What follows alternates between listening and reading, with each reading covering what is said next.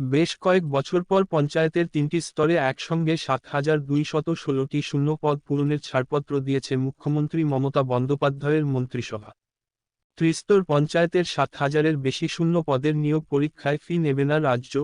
এই নিয়োগ প্রক্রিয়ার মূল দায়িত্বে থাকছে জেলাশাসকদের নেতৃত্বাধীন জেলাস্তরের নির্বাচন কমিটি বা ডিস্ট্রিক্ট লেভেল সিলেকশন কমিটি, ডিএলএসসি।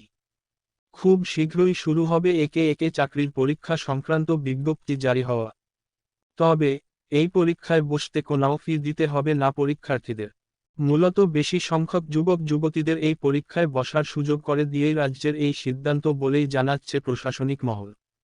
গ্রাম পঞ্চায়েত স্তরেই গ্রাম সহায়ক, নির্মাণ সহায়ক, গ্রাম পঞ্চায়েত কর্মী এবং পঞ্চায়েত সেক্রেটারি সহ একাধিক পদে নিয়োগ হবে, যার মোট সংখ্যা ৬,৬৫২টি।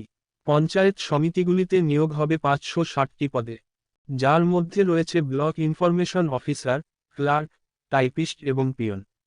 নিয়োগ হবে জেলা পরিষদের অ্যাসিস্ট্যান্ট ইঞ্জিনিয়ার, গ্রুপ ডি সহ একাধিক শূন্য পদেও। ফলে একেবারে মাধ্যমিক উত্তীর্ণ থেকে ইঞ্জিনিয়ারিং ডিগ্রিধারী সবার জন্যই সরকারি চাকরির দরজা খুলে দিচ্ছে নবান্ন। রাজ্য প্রশাসনের শীর্ষ কর্তাদের মতে, অন্তত ৩০ থেকে ৩৫ লক্ষ চাকরিপ্রার্থী পরীক্ষায় বসার আবেদন করবেন। পরীক্ষা নেওয়া থেকে শুরু করে নির্বাচিতদের তালিকা তৈরি করা পর্যন্ত কোটি কোটি টাকা খরচ হবে রাজ্যের। ব্যাংক এবং অন্যান্য চাকরির পরীক্ষার জন্য একজন চাকরি প্রার্থীর থেকে এক্সামিনেশন ফি বাবদ অন্তত ৩০০ থেকে ৫০০ টাকা চাওয়া হয়। কোনো কোনো ক্ষেত্রে এই অঙ্ক ১,০০০ টাকার বন্ডিও ছাড়ায়। তবে হাজার আর্থিক টানাটানি থাকা সত্ত্বেও মানবিক কারণেই পঞ্চায়েতের এই সমস্ত শূন্য পদ পূরণের পরীক্ষার জন্য কোনো এক্সামিনেশন ফি না নেওয়া সিদ্ধান্ত হয়েছে বলেই জানা গিয়েছে। বেশিরভাগ ক্ষেত্রে রিটেন টেস্ট এবং ভাইবা, দুটি স্তরেই সম্পূর্ণ হবে নিয়োগ প্রক্রিয়া। কিছু ক্ষেত্রে রয়েছে যেখানে তার সঙ্গে যুক্ত হবে কম্পিউটার সংক্রান্ত একটি পরীক্ষাও।